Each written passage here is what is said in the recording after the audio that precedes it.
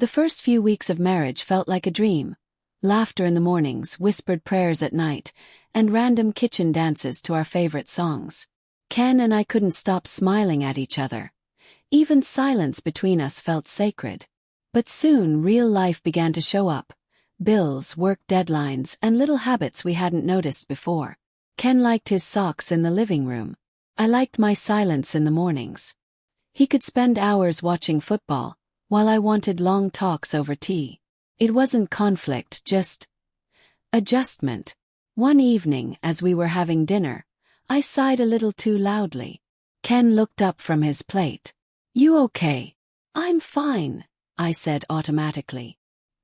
He put his fork down and smiled. "No, you're not. You only say, 'I'm fine,' when you're trying not to explode." I laughed. "You're learning fast."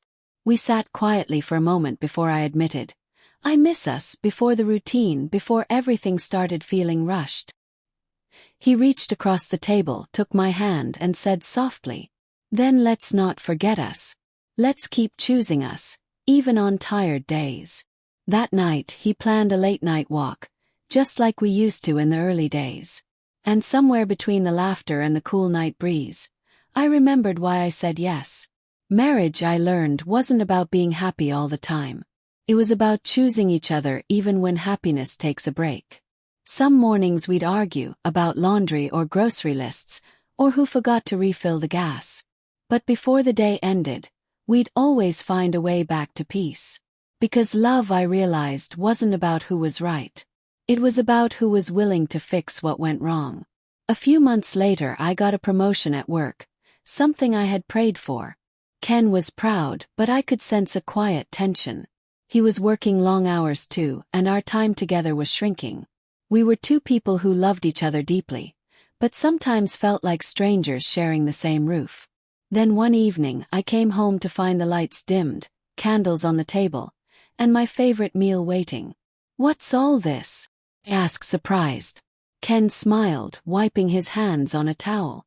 "A reminder that before the job, before the goals, there was us." I stood there, speechless, as tears filled my eyes. That night we talked for hours, about our fears, dreams, and how easy it was to lose connection in the noise of adulthood. Ken said something that stayed with me.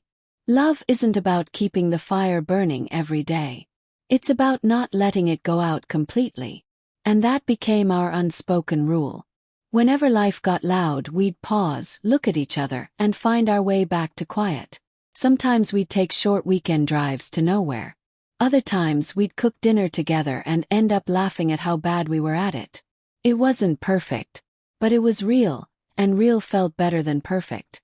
As months turned into years, I began to see how marriage changes you, humbles you.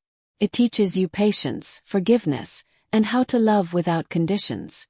I was no longer just Natasha, the dreamer, the romantic, the girl who once cried over love letters.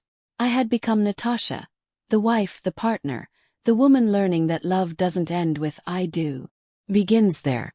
That night, as I watched Ken asleep beside me, I whispered, "Thank you, God, not for a perfect man but for the right one. Because in him, I didn't just find love, found growth."